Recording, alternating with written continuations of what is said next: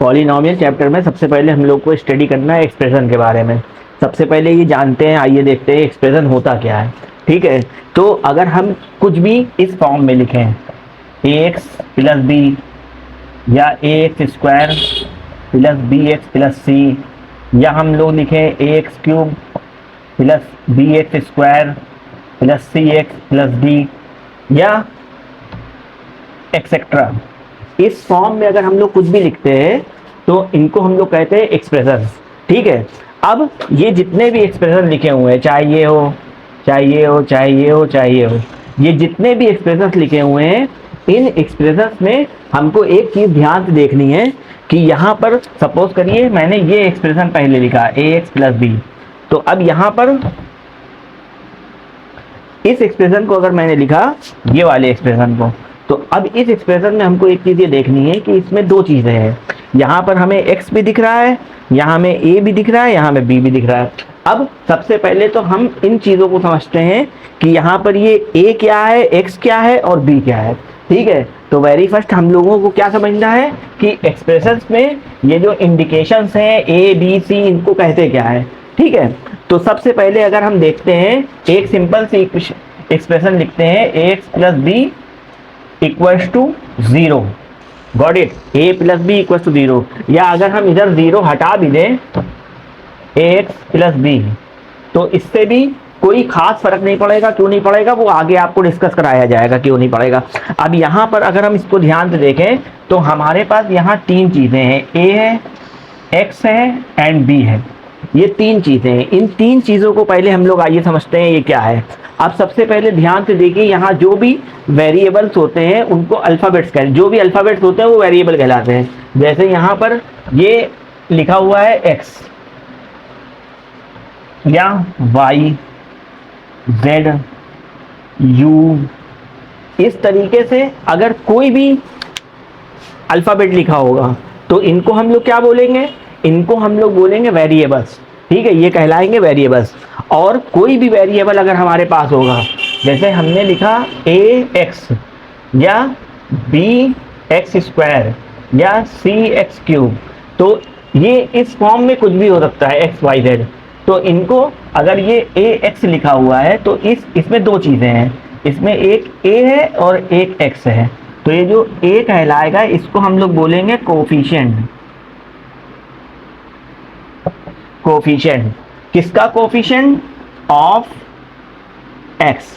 ये जो x यहाँ लिखा हुआ है जो वेरिएबल है, क्या है, वेरिएबल। ठीक है, ये जो वेरिएबल है यहाँ पर x, इसका कोफिशिएंट है a। इसी तरह से अगर हमारे पास आगे लिखा होगा, सपोज करिए मैंने यहाँ पर लिखा ax square plus B x plus c equal to 0। ठीक है, मैंने ये लिख दिया। अब यहाँ पर हम ये देख पा रहे हैं कि जो हमारा वेरिएबल है वो x है, वेरिएबल x है कि x स्क्वायर के साथ क्या है, a है, और x के साथ क्या है, b है, और c के साथ x नहीं है, c के साथ x है नहीं।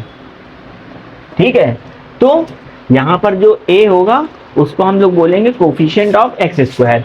इसी तरह से x के साथ लिखा हुआ है b, तो इसको हम लोग बोलेंगे कोफिशिएंट ऑफ x। और यहाँ पर जो c लिखा हुआ है, ये c जिसमें कोई वेरिएबल नहीं है, जिसमें कोई वेरिएबल नहीं है, तो जब इसमें कोई वेरिएबल नहीं है तो इसको हम लोग बोलेंगे कांस्टेंट टर्म। ठीक है, ये बात क्लियर हो गई कि जब भी कोई एक्सप्रेशन होता है, किसी भी तरीके का एक्सप्रेशन लिखा हो, चाहे वो एक्सप्रेशन लीनियर हो, चाहे वो एक्सप्रेशन क्वाड्रेटिक हो, क्यूबिक हो, कुछ भी हो, कोई भी एक्सप्रेशन हो, तो उस एक्सप्रेशन में हम लोग देखेंगे कि जो भी हमारी x की पावर है, x की पावर 2, x विदाउट पावर यानी जिसमें कोई पावर नहीं लगी होती है उसमें 1 होता है, और यहाँ पर x है नहीं, यानी ये x स्क्वायर का कोफिशिएंट क्या है, a है, और x का कोफिशिएंट क्या है, b है, और कांस्टेंट टर्म हमारा क्या है, सी है। एक क्वेश्चन देखते हैं इसके ऊपर। अगर हमारे पास एक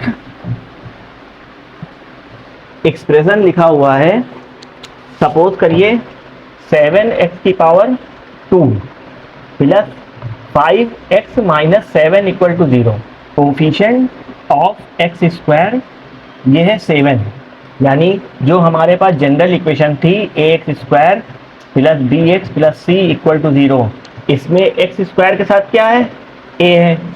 इस क्वेश्चन में ये जो क्वेश्चन मैंने दिया आपको, इसमें एक्स स्क्वायर के साथ क्या है, 7 है। तो एक आंसर तो ये हो गया हमारा कि कोफिशिएंट ऑफ एक्स स्क्वायर क्या है, 7 है। इसी तरह अगर हमको बताना है कोफिशिएंट ऑफ एक्स, तो ये हमारा कितना है, यहाँ पर 5 है। जो हमारी जनरल इक्वेशन में है वो क्या है, b है। इसी तरह से अगर हमको बताना है कांस्टेंट टर्म, कांस्टेंट टर्म क्या होता है, कांस्टेंट टर्म वो टर्म होता है जिसमें कोई वेरिएबल नहीं होता है। अब यहाँ पर कोई वेरिएबल नहीं है किसमें, 7 में, लेकिन इसका साइन क्या है, -7 है, -7। तो यहाँ पर कोफिशिएंट ऑफ एक्स स्क्वायर कितना हो गया हमारा, कोफिशिएंट ऑफ एक्स स्क्वायर हो गया 7, कोफिशिएंट ऑफ एक्स कितना हो गया, 5 हो गया, कांस्टेंट टर्म कितना हो गया, -7 हो गया। हमारी जनरल इक्वेशन क्या थी,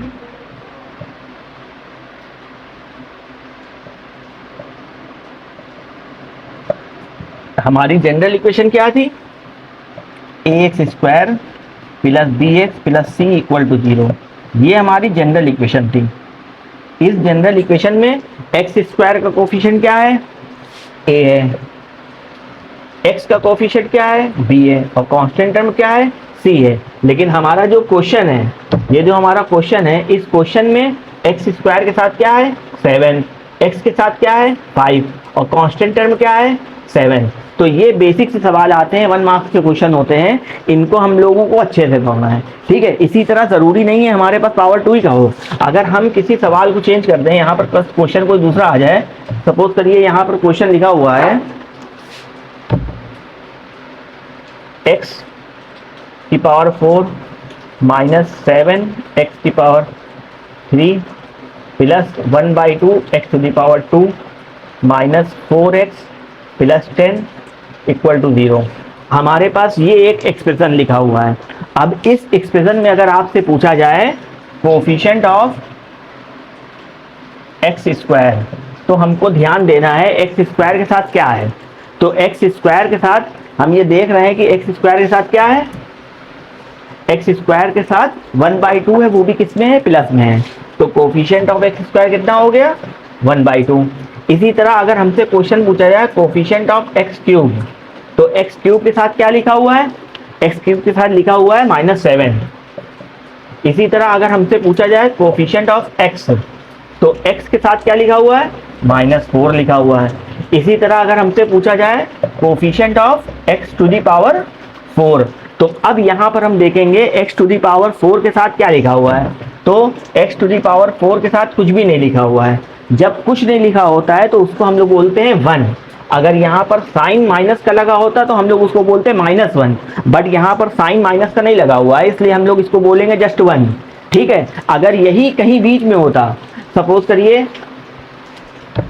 कि क्वेश्चन हमारे पास लिखा हुआ है 1/3 x cube minus x square plus pi x minus 4/3 equal to 0। अब यहाँ पर अगर सेम क्वेश्चन आ जाए, ये एक एक्सप्रेशन लिखा हुआ है 1/3 x cube minus x square plus pi x minus 4/3 equal to 0। अगर इस तरीके का कोई क्वेश्चन हमारे सामने लिखा होगा और हमसे पूछा जाए कोफिशिएंट ऑफ एक्स, तो अब यहाँ पर हमको देखना है एक्स के साथ क्या लिखा हुआ है। तो एक्स के साथ एक सिंबल बना हुआ है, जिन लोगों को नहीं मालूम है मैं बता दे रहा हूँ। इस सिंबल का नाम होता है PIE पाई। इसकी वैल्यू होती है 22/7। अगर डिवाइड कर लेंगे तो 3.14 इसका नाम, इसकी वैल्यू आएगी। अभी फिलहाल हमको क्या करना है, वैल्यू नहीं लिखनी है। अभी फिलहाल इस क्वेश्चन में हमको जस्ट पाई का सिंबल इंडिकेट कर देना है बस, ठीक है, तो कोफिशिएंट ऑफ एक्स हमारा कितना हो गया, पाई हो गया। पाई के साथ साइन क्या है, प्लस है, तो प्लस लगाने की कोई ज़रूरत नहीं है। अगर यहाँ पे माइनस लगा होता तो माइनस लगाया जाता। इसी तरह अगर हम पूछेंगे question coefficient of x cube, तो एक्स क्यूब के साथ क्या लिखा हुआ है, 1/3। इसी तरह अगर पूछा जाए कोफिशिएंट ऑफ एक्स स्क्वायर, तो अब ध्यान से देखना है एक्स स्क्वायर के साथ क्या है, तो बहुत ध्यान से हम यहाँ पर देखेंगे। एक्स स्क्वायर के साथ कोई नंबर नहीं लिखा हुआ है। अभी मैंने थोड़ी देर पहले बताया था जब कोई नंबर नहीं लिखा होता है तो 1 होता है, तो वही चीज़ हमको यहाँ देखनी है कि यहाँ पर कोई नंबर नहीं लिखा हुआ है एक्स स्क्वायर के साथ, तो क्या होगा, 1 होगा। अब उसके बाद हमको ध्यान देना है इसके साइन में, तो साइन क्या है, यहाँ पर निगेटिव साइन है। अगर यहाँ पर पॉजिटिव साइन होता तो प्लस लगाते, लेकिन पॉजिटिव साइन नहीं है, निगेटिव साइन है, तो हम यहाँ पर क्या लिखेंगे, कोफिशिएंट ऑफ एक्स स्क्वायर -1। तो आई होप कोफिशिएंट हम लोगों को समझ में आ गया होगा। अब यहाँ पर एक टर्म रह गया कांस्टेंट टर्म, तो इस क्वेश्चन में कांस्टेंट टर्म क्या है, जिसके साथ कोई वेरिएबल नहीं है, यानी एक्स नहीं है, वो क्या है, -4/3। -4/3 हमारा क्या है, कांस्टेंट टर्म है। अगर क्वेश्चन में आए what is constant term of this expression, तो कांस्टेंट क्या है, -4/3। Got it. तो यहाँ पर ये चीज क्लियर हो गई कि कोई भी अगर हमको कोफिशिएंट के बारे में जानना है, हमको ये देखना पड़ेगा कि हमारा क्वेश्चन क्या है। सपोज करिए हमारे पास ये न्यू क्वेश्चन एक आ गया, ax³ + bx² + cx + d = 0। अब इसमें हमसे क्वेश्चन पूछा गया कोफिशिएंट ऑफ x², हमसे ये क्वेश्चन पूछा गया। तो यहाँ पर कोफिशिएंट ऑफ x² क्या है, b है, क्योंकि ये जो क्वेश्चन है इसमें कोई नंबर नहीं लिखा हुआ है, तो इसमें जस्ट हमको क्या बताना है, coefficient of x² is b। इसी तरह कोफिशिएंट ऑफ x का कोफिशिएंट क्या है, c है, सिंपल आंसर हो गया। इसी तरह कोफिशिएंट ऑफ x³ के साथ क्या लिखा हुआ है, a लिखा हुआ है। इसी तरह अगर कांस्टेंट टर्म की बात करता है, कांस्टेंट टर्म हमारा हो गया d। ठीक है, ये एक जनरल इक्वेशन है क्यूबिक फॉर्म में, यहाँ पर डिग्री कितनी, 3 है। चलिए आगे हम लोग पढ़ते हैं चैप्टर के बारे में। अब यहाँ पर हमारी एनसीईआरटी में क्वेश्चन है डिग्री से रिलेटेड, तो सबसे पहले हम जानते हैं कि डिग्री होता क्या है। ठीक है, तो सबसे पहले हम लोग स्टडी करते हैं डिग्री ऑफ पॉलिनोमियल के बारे में।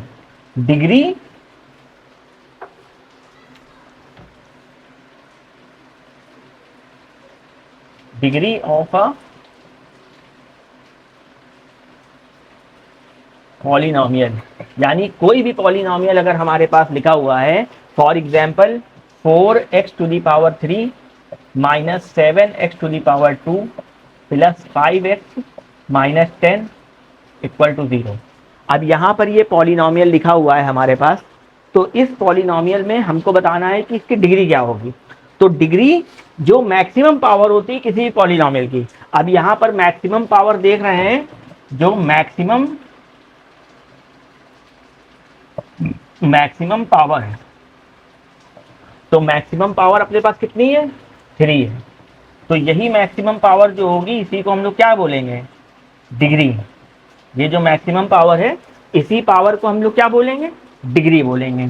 इसी तरीके से अगर हमारे पास एक दूसरा क्वेश्चन आ जाए 2x - 7 = 0, अब इस क्वेश्चन में हमको बताना है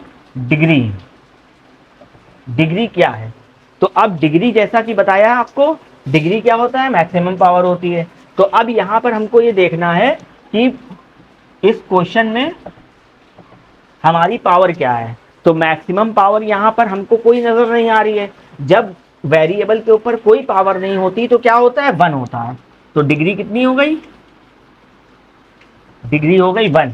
यहाँ पर x के ऊपर हमारे कोई नंबर नहीं लिखा हुआ है। जब कोई नंबर नहीं लिखा होता है तो उसको हम लोग बोलते हैं 1। तो यहाँ पर x के ऊपर अगर कोई नंबर नहीं लिखा है, यानी वेरिएबल के ऊपर अगर कोई नंबर नहीं लिखा हुआ है, तो जब कोई नंबर नहीं लिखा होगा तो उसको हम लोग बोलेंगे 1। इसी तरह से अगर हमने x और y के अलावा कुछ और लिख दिया, फॉर एग्जाम्पल मैंने यहाँ पर लिख दिया 8 m की पावर 4 प्लस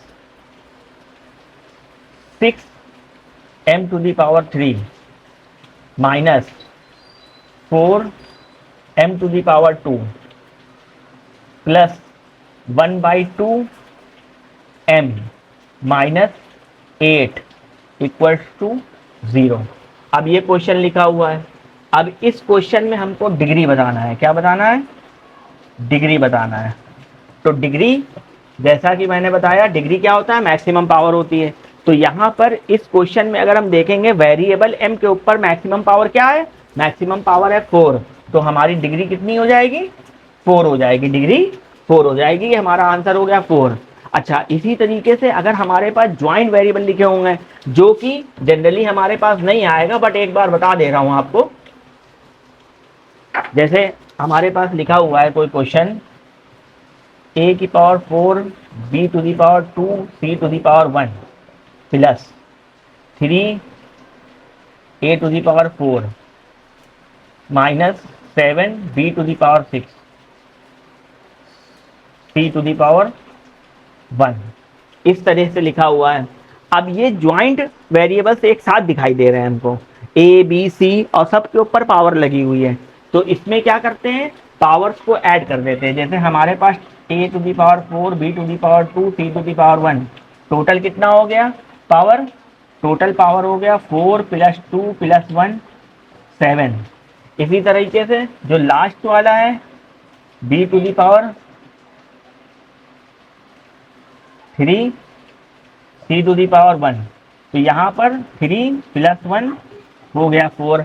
अब यहाँ पर हमारे पास मैक्सिमम पावर कितनी है? 7 है। तो डिग्री कितनी हो जाएगी?